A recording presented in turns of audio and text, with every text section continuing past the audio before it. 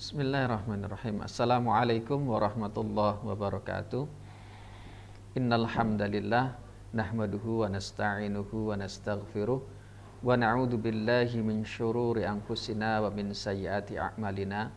May yahdihillahu fala mudhillalah wa may yudlil fala hadiyalah. Asyhadu an la ilaha illallah wahdahu la syarikalah wa asyhadu anna Muhammadan 'abduhu wa rasuluhu la nabiyya ba'dah.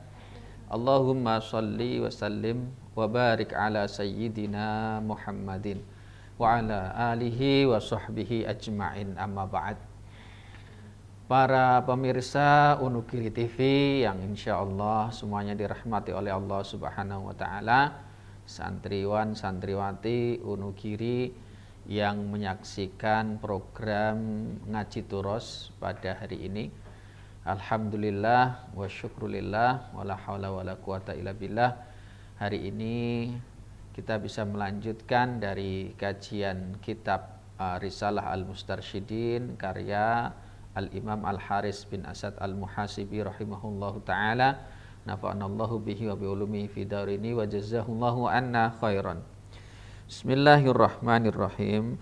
Wa addi maftaradallahu alaika takun min a'badin nas. Wa addi, dan laksanakanlah maftaradallahu alaika, segala yang diwajibkan Allah kepadamu, takun min a'badin nas, takun niscaya engkau akan menjadi min a'badin nas, orang yang paling ahli ibadah. Dalam syarahnya dijelaskan di sini, qala Syekh Ibnul Qayyim rahimahullahu ta'ala fi i'lamil muwaqqi'in, berkata Syekh Ibnul Qayyim rahimahullahu ta'ala di dalam kitabnya I'lamul Muwaqqi'in, lillahi subhanahu ala kulli ahadin ubudiyatun, lillahi bagi Allah subhanahu ta'ala, bagi Allah atas semua, ala kulli ahadin setiap orang itu, ubudiyatun ada sebuah ubudiyah atau penghambaan, bihasbi martabatihi sesuai dengan kedudukannya, statusnya. Siwal ubudiyatil ammati allati sawa baina ibadihi fiha, kecuali ubudiyah yang sifatnya umum, yang sama antara hamba-hambanya. Fa'alal alimi min ubudiyati nashri sunnati wal ilmi, maka bagi seorang alal alimi, orang yang berilmu, itu ada ubudiyah, min ubudiyah. Ubudiyahnya, penghambaannya adalah nashri sunnati wal ilmi, yaitu menyebarkan as-sunnah dan ilmu, alladzi ba'asallahu bihi, yang Allah utuskan dengan itu rasulahu sallallahu alaihi wasallam, yaitu di mana Allah telah mengutus rasulnya untuk menyebarkan sunnah dan ilmu. Ma laisa 'alal jahili, di mana tidak wajib bagi orang yang bodoh. Wa alaihi ubudiyatus sabri, dan bagi seorang alim maka ada namanya ubudiyatus sabri, ada penghambaan ubudiyah namanya sabar, ala dzalika, atas hal itu, ma laisa 'ala ghairihi, yang tidak diwajibkan, dibebankan selain daripada al-alim. Jadi yang pertama dulu, bahwa semua sesungguhnya kewajiban-kewajiban itu jika dilaksanakan secara istiqomah, secara baik, konsisten, maka secara sederhananya kewajiban sudah dijalankan sedemikian rupa, pasti insya Allah akan menjadi orang yang ahli ibadah. Nah, ubudiyah itu menurut Syekh Ibnul Qayyim, ini bentuknya bermacam-macam. Jadi penghambaan kita, pengabdian kita, ibadah-ibadah kita itu bentuknya bermacam-macam. Maka di sini ada misalkan bagi seorang ilmuwan, ulama, alim, maka ibadahnya, bentuk penghambaannya itu adalah nasyris sunnah, yaitu menyebarkan as-sunnah dan ilmu, di mana ini tidak wajib bagi orang yang jahil atau orang yang tidak berilmu. Dan makanya secara sederhana kalau guyonannya orang jahil itu, orang bodoh itu malah justru lebih ringan dibandingkan dengan takdirnya orang alim, karena punya kewajiban bentuk ubudiyahnya dia itu untuk menyebarkan ilmu. Ubudiyah dia itu penghambaannya menyebarkan sunnah Rasulullah. Nah, jadi seorang alim itu diwajibkan juga di sini untuk bersabar, karena proses menyebarkan ilmu itu membutuhkan satu kesabaran yang sangat tinggi sekali. Contohnya Imam Malik rahimahullah ta'ala radhiyallahu an, ketika beliau diminta oleh Abdullah Al-Umari untuk mengikuti jejaknya, zuhud dengan mengasingkan diri, beliau menolak secara halus bahwa yang beliau lakukan, yang dilakukan oleh Abdullah Al-Umari itu baik, bagus sekali. Tapi kata beliau, yang saya lakukan itu juga baik. Artinya sesuai dengan kapasitasnya sendiri-sendiri. Karena istilahnya beliau, ada orang yang memang berpuasa itu bagus sekali, bisa menjalankannya, tapi tidak juga bisa menjalankan sholat sunnah tahajud misalkan. Demikian pula dalam kondisi tertentu ada orang yang memang ahli bersedekah, tetapi di saat yang sama mungkin tidak kuat berpuasa sunnah Senin Kamis misalkan, atau puasa Daud gitu. Nah, setiap orang punya kapasitasnya sendiri-sendiri. Termasuk Imam Malik rahimahullah ta'ala, beliau itu punya satu komitmen, jadi cinta terhadap ilmu, keilmuannya itu luar biasa tingginya, termasuk terhadap sunnah. Maka kitabnya Al-Muwatta' maestronya itu, kalau membaca biografi beliau itu, Masya Allah, pernah dalam satu waktu beliau itu mengajarkan sunnah, membaca hadis. Itu kan kalau di biografi kitab manakibnya itu, beliau kan duduknya pasti di atas bantal. Nah, di atas bantal. Jadi duduknya seorang alim yang mengajar itu di atas bantal. Nah, ini kalau istilah orang Jawa bertentangan. Kalau orang Jawa duduk di bantal itu kalau udunen aja gitu ya. Nah, ini enggak, duduk di atas bantal yang empuk. Nah, suatu ketika beliau itu ketika sedang mengajar, mukanya tuh memerah luar biasa. Begitu wajahnya memerah luar biasa, ya para jamaahnya, murid-muridnya nggak ada yang tahu. Nah, baru ketika setelah selesai, beliau meminta kemudian muridnya yang ada di sampingnya itu untuk kemudian melihat di belakang bajunya itu, dibukakan bajunya. Ternyata, Masya Allah, dia itu digigit oleh serangga. Kila ada yang mengatakan tawon. Jadi sedemikian beliau menahannya, pada luar biasa sakitnya. Itu hanya gara-gara beliau itu menghormati ilmu dan menghormati sunnah Rasulullah Muhammad SAW. Makanya dalam biografinya beliau pernah mengatakan, kalau di jalan ini kalau makanya ada sanad yang berbeda-beda ya, jauh. Ketika di jalan kok ditanya tentang hadis, ketemu sama orang, beliau nggak mau jawab. Karena beliau saking menghormatinya sunnah Rasulullah, seakan-akan itu Rasul ada di depannya. Makanya dalam banyak riwayat, beliau itu tidak banyak menjalankan sunnah-sunnah, tetapi ulama yang paling banyak bermimpi bertemu Rasulullah Muhammad SAW adalah Imam Malik. Jadi Imam Malik ini kecintaannya terhadap ilmu luar biasa.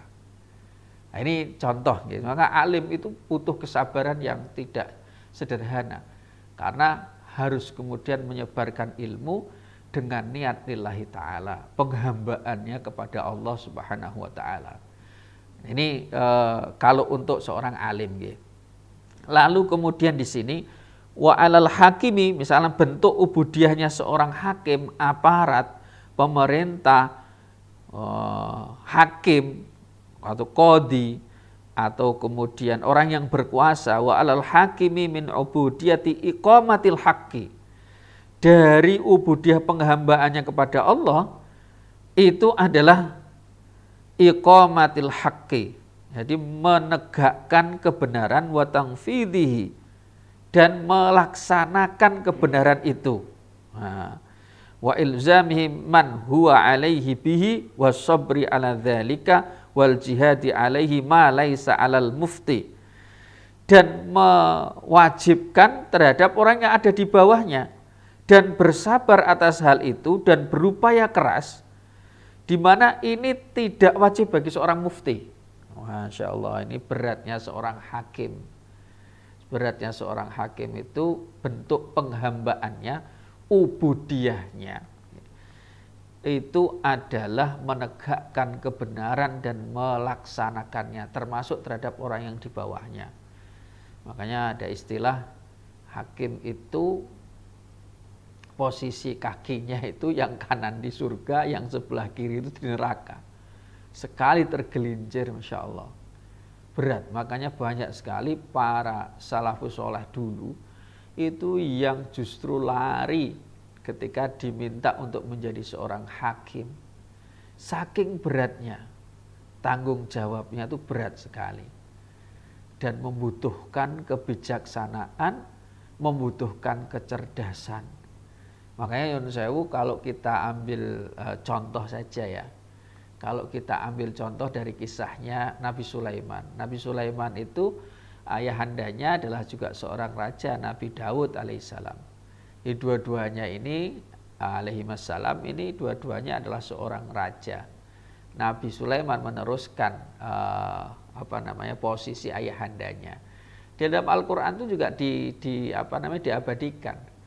Bagaimana meskipun seorang bapak secara strata ini udah bapaknya lebih tua lagi, tapi mau mengakui kebenaran dan sesuai dengan solusi putranya. Ini dicontohkan. Jadi ketika ada kasus petani dan peternak. Ternaknya ini masuk ke ladangnya petani ini, merusak segala-galanya. Nah, lalu kemudian meminta fatwa. Lah ayahandanya atau Nabi Daud alaihissalam itu lalu kemudian berfatwa bahwa ternak yang merusak ini, milik peternak ini menjadi milik petani yang tanaman-tanamannya dirusak. Tapi putranya, konon kila ada yang mengatakan usianya ketika itu baru 13 tahun. Itu punya pendapat yang berbeda. Di pendapatnya adalah tidak seperti itu. Tapi pendapatnya adalah bukan dimiliki seterusnya ternaknya ini yang merusak tanaman itu, tapi bersifat sementara. Tapi tugas peternak yang ternaknya ini, hewan-hewannya merusak ini untuk memperbaiki tanaman ini. Mulai ditanam lagi dari awal sampai kemudian akhir. Nah nanti ketika sudah kemudian bagus, sementara tanaman yang dirusak ini milik petani, petani ini bisa memanfaatkan hewan ternaknya yang merusak itu, milik peternak itu. Jadi sementara bisa dimanfaatkan dulu. Entah itu kalau kambing misalkan air susunya diambil dan yang lainnya. Sementara kewajiban dari peternak ini yang hewannya sudah merusak tanaman petani ini memperbaiki. Nah ketika kemudian diperbaiki hingga kemudian ini selesai dan menjadi baik lagi, maka hewan ternaknya dikembalikan. Nah ketika mendapat solusi seperti ini, bapaknya Nabi Daud itu membenarkan dan mensetujui pendapatnya putranya Nabi Sulaiman. Masya Allah. Nah ini contoh bahwa sebuah kebenaran itu siapapun yang memegangnya, jika itu benar maka dikatakan benar. Itu yang berat di situ. Yang berat di situ. Makanya sampai Nabi Sulaiman mengatakan hadza min fadli rabbi liyabluwani aashkur am akfur. Ketika punya kerajaan sedemikian rupa, punya tentara dari jenis jin, burung, manusia dengan kemegahannya. Itu hanya mengatakan ini semua karunia dari Allah untuk mengujiku, mencoba apakah aku orang yang kemudian bersyukur ataukah saya ini orang kufur. Jadi kalau bisa memposisikan seperti itu sebagai bentuk penghambaan bahwa sesungguhnya itu adalah bagian dari ujian, itu luar biasa sekali. Nah, Nabi Sulaiman juga pernah, ini contoh sekali betapa kemudian beratnya seorang hakim, ubudiyahnya, penghambaannya. Yang ketika kasus bayi itu ya, nah, ini kasus lain lagi, bagaimana kecerdikannya Nabi Sulaiman. Nah, ketika ada dua keluarga yang tinggalnya di hutan, mereka udah kayak saudara, jadi akhirnya kemudian punya anak ya juga bareng gitu istilahnya, bayi yang bareng. Hingga akhirnya kisahnya orang tua mereka pergi ke ladang, tiba-tiba kemudian salah satu dari bayi itu dimakan oleh serigala. Nah, akhirnya si yang dimakan oleh serigala, ibu yang dimakan serigala ini sebenarnya ia tahu ini anaknya dia yang dimakan. Tapi karena kemudian dia takut dimarahi suaminya dan yang lainnya, dia mengakui bahwa anak yang selamat itu adalah anaknya. Jadi ibu yang gemuk dan ibu yang kurus. Yang kehilangan anak itu sebenarnya yang dimakan serigala itu adalah yang gemuk. Sementara yang satunya itu tidak sampai mati anaknya.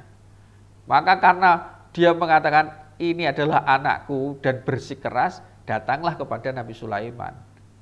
Ini contoh hakim ya, pemimpin yang bagaimana mendapatkan kesulitan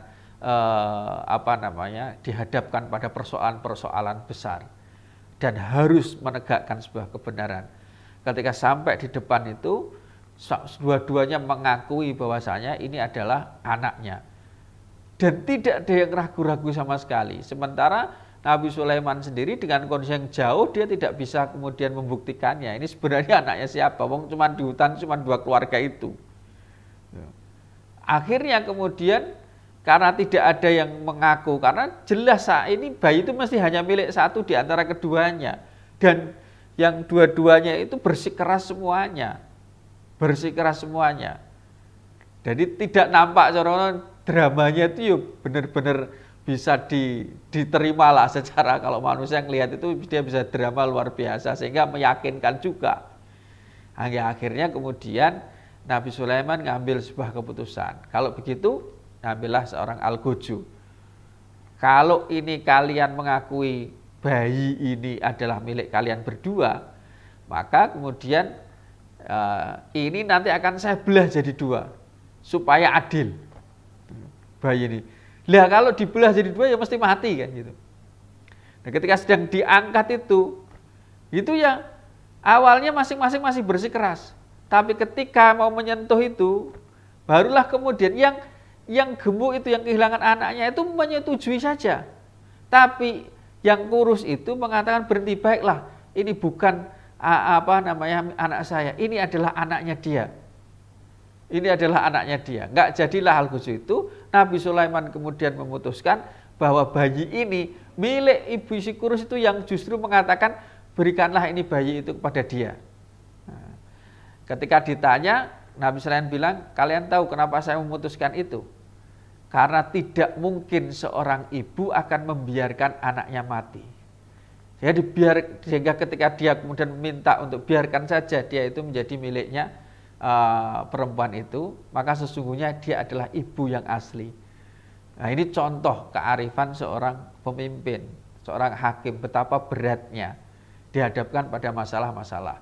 Karena banyak sekali sebuah kisah di mana kemudian wewenang itu banyak sekali disalahgunakan. Ada satu kisah simbolis juga, ini kita ngobrol dengan sebuah kisah-kisah unik banget.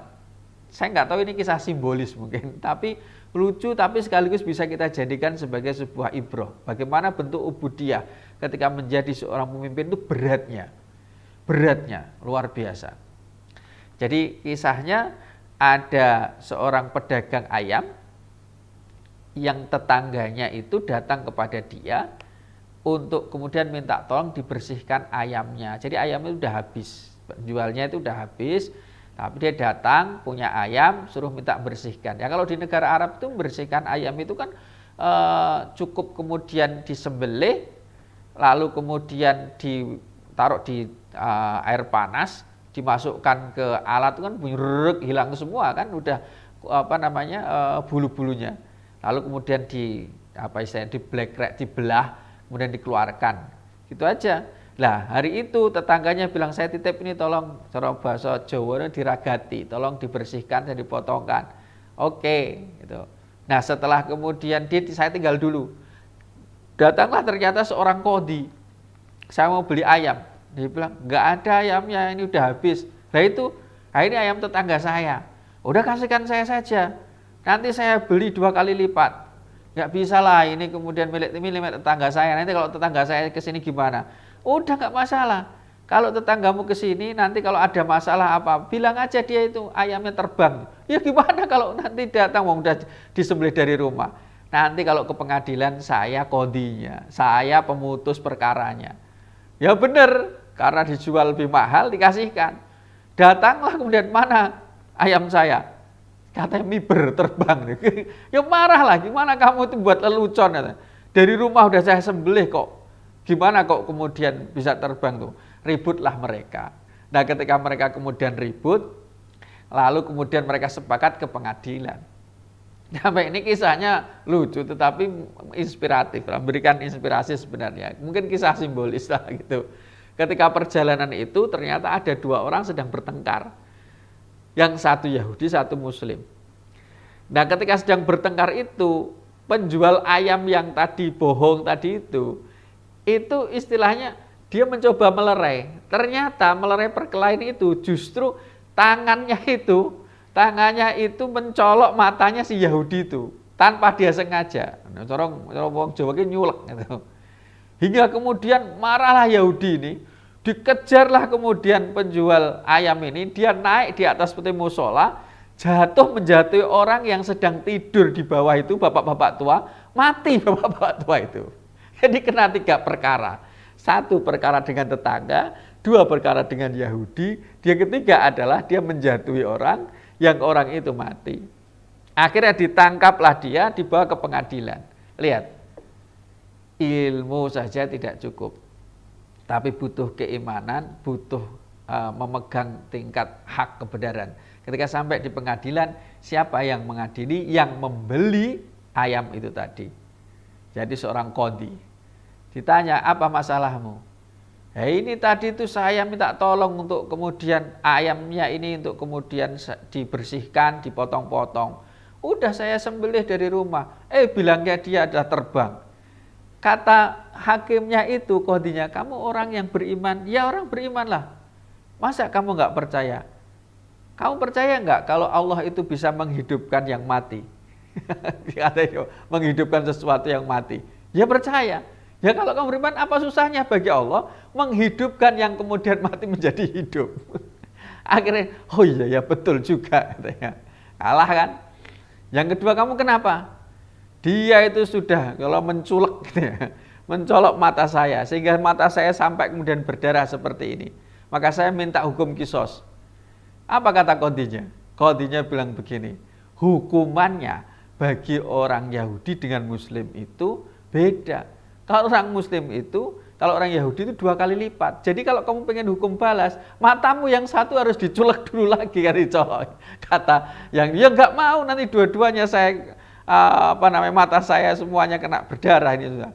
Akhirnya kemudian kalah. Dan yang ketiga, ini kisah simbolis. Ini bapak saya yang nuntut anaknya. Jatuh dia dari atas sehingga bapak saya mati. Saya minta hukum balas. Ya kalau kamu minta hukum balas gampang. Kamu sekarang naik ke atas, biar kemudian dia ini, penjual ayam ini tidur di bawah. Kamu jatuhi dia dari atas ke bawah.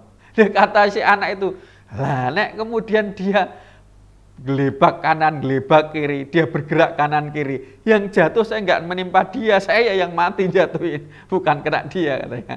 Ini contoh sederhana, sudah kisah simbolik bahwa bisa kemudian dicarikan argumentasi untuk mematahkannya demi untuk membela yang sesungguhnya sebenarnya tidak boleh dibela karena berada dalam jalur kesalahan. Makanya di sini disebutkan bahwa fa'alal hakimi min ubudiyahnya ini adalah iqamatil haq wa tanfidhihi wa ilzamihi man huwa alaihi bihi wa sabri ala dzalika wal jihad alaihi ma laisa alal mufti. Jadi tidak wajib bagi seorang mufti.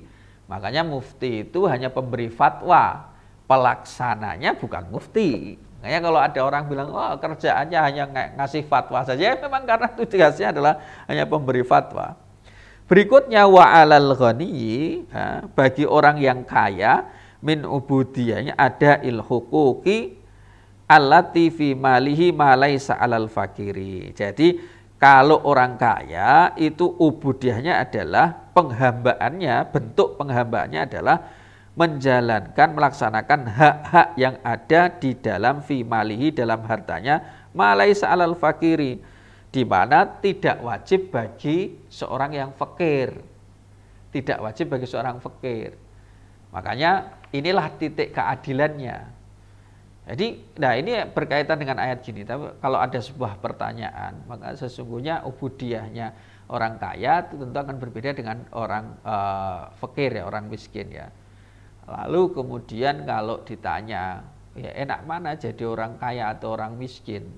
Ya sesungguhnya tidak ada bahasa enak dan tidak. Kalau dua-duanya adalah bentuk ujian. Makanya kalau di dalam ayat Al-Quran surat Al-Fajr itu fa'amal insanu idza mabtalahu rabbuhu fa'akramahu wa na'amahu fayaqulu rabbi akraman. Ini tipe-tipe orang ya.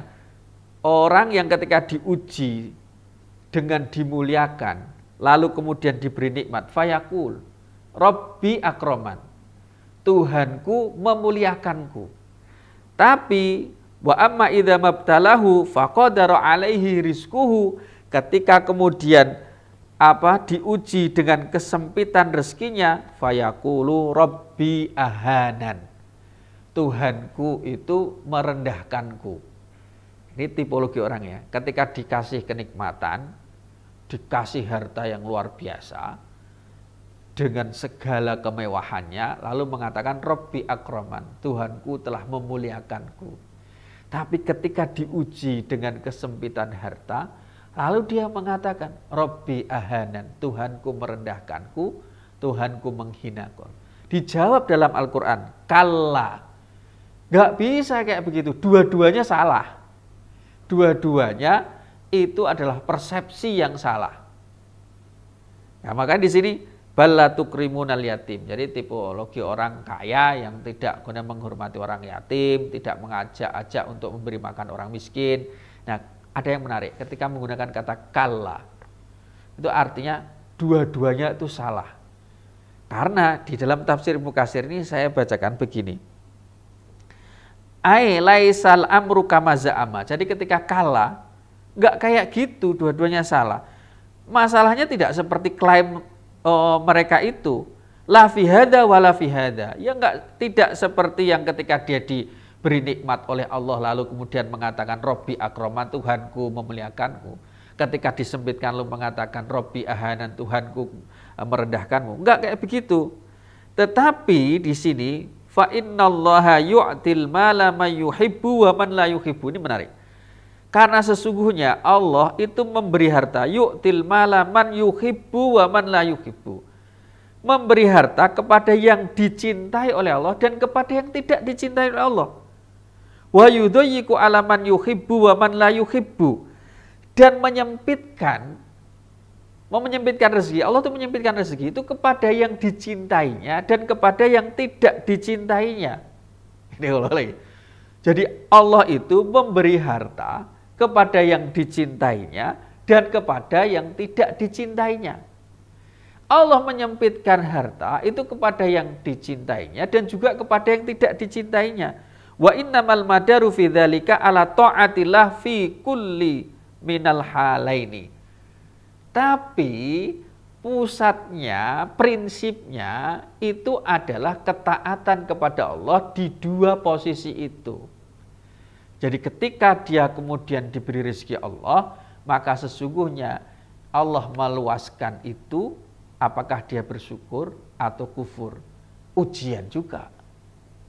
Ketika kemudian disempitkan rezekinya, ini juga apakah dia bersabar atau tidak. Nah, ini yang kemudian menjadi problem. Makanya Yon Sewu, yang kajian kita yang kemarin itu juga memberikan lebih penegasan bahwa segala sesuatu sesuai dengan kapasitasnya. Sesuai dengan kapasitasnya. Kalau hartanya banyak, ya dia kemudian punya kewajiban mengeluarkan yang banyak. Tapi ketika kemudian dia kecil, maka kewajibannya sesuai dengan kapasitas yang dia miliki. Nah, jadi berikutnya ini wa alal qadiri, bagi orang yang mampu, ini ubudiyahnya apa? Alal amri bil ma'rufi wan nahyi anil munkar. Jadi untuk mengajak kepada yang ma'ruf, mencegah kepada yang mungkar, biyadihi walisanihi, dengan tangannya dan juga dengan lisannya. Ma laisa alal ajizi fihima, di mana tidak wajib bagi siapa? Tidak wajib bagi orang yang tidak mampu.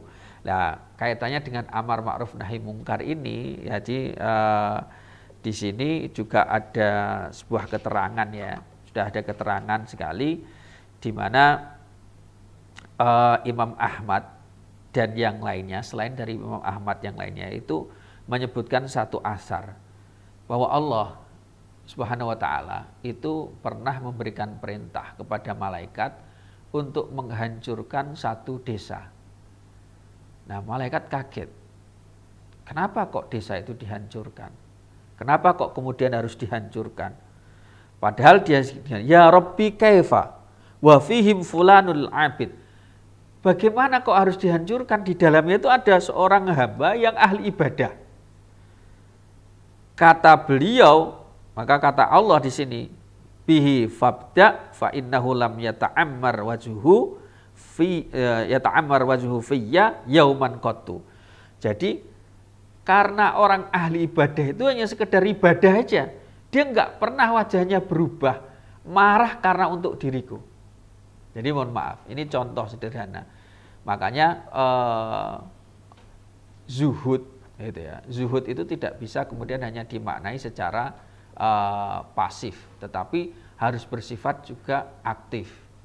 Karena di sini ada amar ma'ruf nahi mungkar. Bahkan makanya ada ulama yang sampai memasukkan rukun Islam itu sebenarnya ada 6. Jadi ditambahkan satu amar ma'ruf nahi mungkar. Maka dalam Al-Qur'an kuntum khairu ummatin ukhrijat linnas ta'muruna bil ma'ruf wa tanhauna 'anil munkar.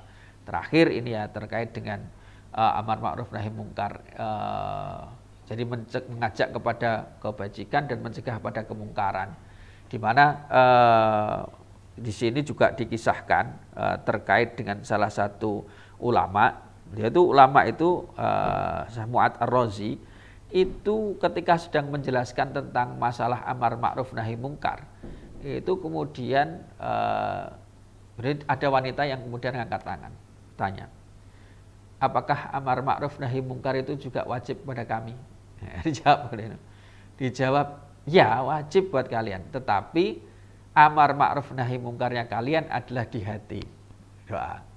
Karena mereka dianggap orang-orang yang lemah, yang tidak memiliki kekuatan untuk biyadihi atau bilisanihi, dengan tangannya atau dengan lisannya, tetapi dengan kolbihi.